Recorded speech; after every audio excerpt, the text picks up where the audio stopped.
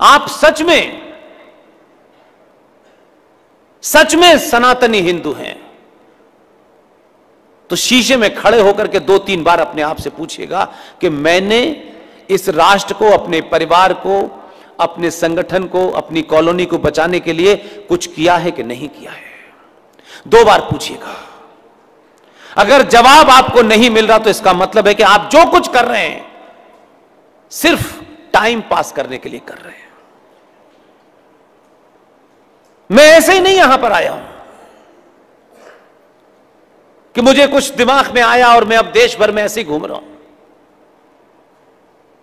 इस दौर में आप जानते मैं कहां पैदा हुआ हूं, तब भी मेरा यह दृढ़ विश्वास है कि जो कुछ मैं कर रहा हूं अपनी मर्जी से नहीं कर रहा।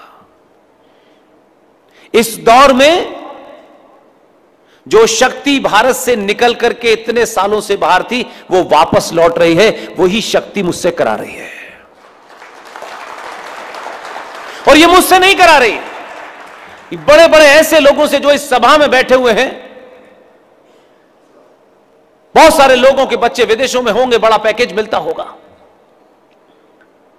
न सुशील पंडित, न कर्नल RS सिंह, न प्रोफेसर कपिल कुमार, न प्रोफेसर पवन सिन्हा, न अंकुर शर्मा, न ललित अंबरदार, कोई भी आदमी अपनी मर्जी से नहीं कर रहा।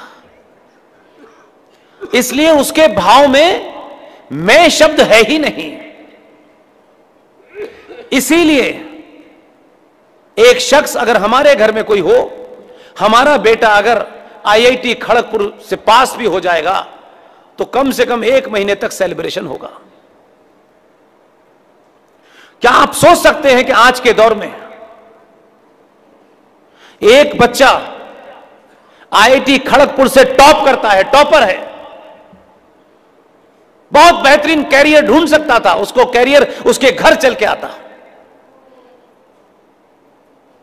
लेकिन इसी दौर में IIT खड़गपुर के टॉपर ने नौकरी ज्वाइन करने से पहले इस्तीफा दे दिया।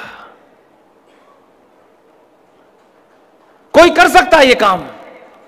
समाज पागल कहेगा, घर वाले पागल कहेंगे। इसलिए मैं मानता हूं कि आज के दौर में पागल होना ज्यादा जरूरी है। आप उस आदमी का नाम भी नहीं जानते होंगे, इतना बड़ा काम वो कर रहा है, कोई कर ही नहीं सकता, क्योंकि कोई सोचना नहीं चाहता, क्योंकि सब कल में जिंदा रहना चाहते हैं। उसका नाम है जे साईं दीपक।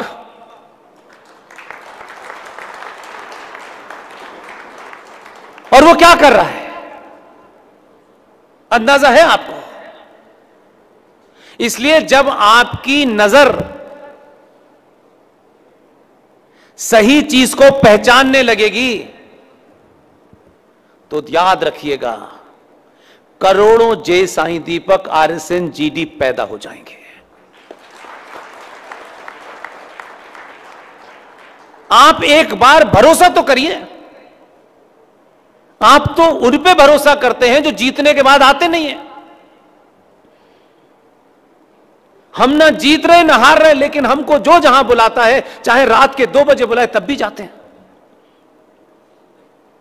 जे साईं दीपक हमारी मूर्खता का, हमारी अज्ञानता का, हमारे लालच का केस लड़ रहा है। कोई पूछता है कि जे साईं दीपक, तुमने ये जो युद्ध चला रखा है, सिंगल आर्मी की तरह तुम लड़ रहे हो, तुम रात में सोते हो तो खाना खा के सोते हो कि नहीं? तुम खाना कहां से खाते हो? तुम कहां रहते हो? तुम बिजली का बिल कैसे देते हो? यह समाज में यह सवाल क्यों नहीं उठता? इसलिए नहीं उठता कि समाज कोई भी ऐसे योद्धा के पीछे नहीं खड़ा होता। हां, यह समाज 4 करोड़ रुपए लेकर के मां को, बहन को, बेटी को, पिता को 4 करोड़ रुपए देकर के कथा सुनाता है, और कथा में भगवान राम के चरित्र की बात करता है, फिर उसमें मौला भी आ जाता है और अली अली भी आ जाता है, लेकिन आप 4 करोड़ रुपए देख के सुनते हैं। आप नहीं अपने हीरो को पहचानते हैं। इस दौर में ऐसे ऐसे लोग काम कर रहे हैं, उन विषय पे काम कर रहे हैं जिनके कारण हमारी स्थिति यह हो गई है कि हम भिखारियों की तरीके से, हमारी मार्केट में कीमत 2 महीने का बिजली का बिल और 2 रुपए किलो के चावल चाहिए, बस इतना देने पे हम देश में सत्ता में किसी को बिठा देते हैं, लेकिन बेटी देते वक्त हम इतने सवाल पूछते हैं, लेकिन राष्ट्र की डोर किसी भी दलाल को पकड़ा देते हैं कि हमें तुम सिर्फ 2 रुपए किलो चावल दे देना और 2-4 महीने का बिजली माफ कर देना, ले लो सत्ता। हम यहां पहुंच गए हैं, इसलिए आपको हीरो नजर नहीं आते हैं। जे साईं दीपक जिस विषय पे लड़ाई लड़ रहे हैं, उसकी दूसरी कैंपेन में मैं लगा हुआ हूं। सनातनी हिंदू समाज के जितने भी मंदिर हैं, बाबा विश्वनाथ से लेकर के वैष्णो देवी से लेकर के आप कामाख्या तक चले जाएं, एक कानून बन गया है, आप ही के लोगों ने बनाया, अपने स्वार्थों के लिए बनाया। वो इस पार्टी में थे, उस पार्टी में थे, ये महत्व नहीं है, लेकिन बनाने वाले 99% हिंदू थे। कानून बनाया इस सेकुलर भारत में कि मंदिरों पे चढ़ने वाला पैसा, हीरे जवाहरात मुकुट, ये सब सरकार ले जाती है। इस सेकुलर भारत में न क्रिश्चियंस के गिरजाघरों से, न गुरुद्वारों से, न मजारों से पैसा नहीं लेती सरकार, क्योंकि वो तो ऊपर अलग लोग हैं। सिर्फ मंदिरों से लेती है, जो एक रफ एस्टीमेट है वो कोई 5 लाख करोड़ का है सालाना का। देवस्थानम बोर्ड तिरुपति 1300 करोड़ रुपया पर ईयर जाता है। वहां के मंदिर की आस्था के पैसे से सड़कें और फ्लाईओवर बन रहा है, नए हवाई अड्डे बन रहे हैं, नए हवाई जहाज आ रहे हैं, और आप खुश हैं। लेकिन उन्हीं हवाई जहाज और हवाई अड्डे में आपके पैसे से जो सब्सिडी से पढ़ के आ रहे हैं, उनके पढ़े हुए में और आपके पढ़े हुए में एक ही फर्क है। आपका बच्चा पढ़ के आता है, डिग्री लेता है और हवाई जहाज उड़ाता है, उनका बच्चा पढ़ के आता है और वो एयरपोर्ट उड़ा देता है। आप अपने हत्यारों को पाल रहे हैं, तो यह मुद्दा सरकार से नहीं पूछते, नेताओं से नहीं पूछते, यह मुद्दा कभी चुनाव का मुद्दा नहीं बनता, और हम ऊपर ऊपर इलाज करना चाहते हैं। मैं सबसे यह अपील कर रहा हूं कि जब तक जे साईं दीपक सुप्रीम कोर्ट में इस युद्ध को लड़ रहे हैं, खासतौर से यहां मेरी माएं, बहनें, बेटियां जरूर बैठी होंगी, मेरी उनसे विशेष निवेदन है, जब तक इसके ऊपर सुप्रीम कोर्ट का कोई फाइनल फैसला नहीं आ जाता, तब तक आप मंदिर में जाएं, पूजा करें, सोने का मुकुट न चढ़ाएं, बूंदी के 2 लड्डू चढ़ा के कहना कि सरकार आए तो इसे दे देना।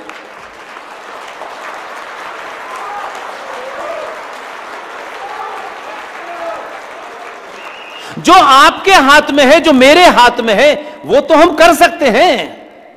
सरकार ने नहीं किया, विधानसभा में ये पास नहीं हो रहा, हिंदू राष्ट्र नहीं बनना, ये भाई वो जब होगा तब होगा ना। ये लड़ाई जो कल से आप शुरू कर सकते हैं, और ये लड़ाई शब्द नहीं है, ये आपके हाथ में है। कोई सरकार आपसे कहेगी कि नहीं नहीं इस पे सोने का मुकुट चढ़ाओ, कोई नहीं कहने आ रही। मैं कह रहा हूं कि 2 बूंदी के लड्डू चढ़ाइएगा, महीने भर बाद सरकार आएगी, वो बूंदी के लड्डू ले जाएगी। यह आपके हाथ में है। लड़ाई को लड़ने का तरीका सीखिए। जहां जाता हूं वहां एक नारा बहुत होता है, बहुत लोग कान में आके बताते हैं, पुष्पेन जी, सिंह साहब से कहिए, आरएसएस से कहिए, जीडी से कहिए, भारत को हिंदू राष्ट्र घोषित करा दीजिए। मुझे बेचारे के ऊपर तरस आता है कि ये जानता नहीं है क्या कह रहा है। हिंदू राष्ट्र घोषित होने से क्या आपका पुरुषार्थ जाग जाएगा?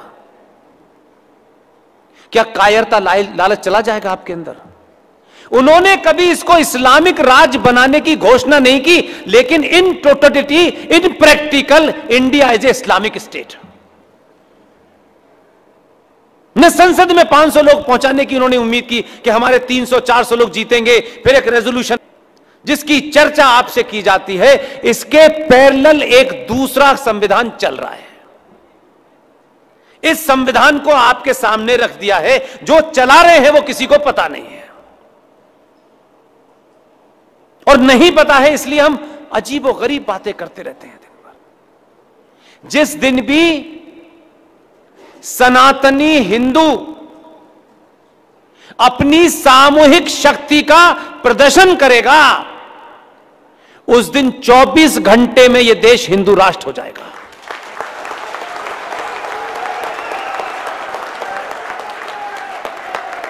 लेकिन उसके लिए हिंदू का मतलब सिर्फ रामलाल और श्यामलाल नाम रखना नहीं है, दूध में यूरिया मिलाने का काम नहीं है, मसालों में मिट्टी मिला करके भारत के हिंदुओं को खिलाने का काम नहीं है। उसके लिए चरित्र चाहिए जिसकी बड़ी कमी है। लिख जाएगा दीवार पे तो हो जाएगा, और उसके बाद सब कुछ हो जाएगा, तब देश भर में मॉब लिंचिंग बंद हो जाएगी, निकिता नहीं मारी जाएगी क्या? सत्ता व्यवस्था का कौन सा अंग है जहां आप नहीं बैठे हुए? आपकी सामूहिक शक्ति में है ही नहीं ये बात। इसलिए वक्फ बोर्ड में 2 सेक्शन ऐसे हैं जो अपने नेता वोट मांगने आए। मैंने सुना है 3-4 महीने में चुनाव है, आएंगे फिर लाल पीले कपड़ों में आपके पास, रंग बदल बदल के, नए नए जुमले लेकर के। कोई मोदी जी का कार्ड दिखाएगा कि ना मोदी जी वहां काम कर रहे हैं, कर्नाटक का बताओ। उनसे पूछिएगा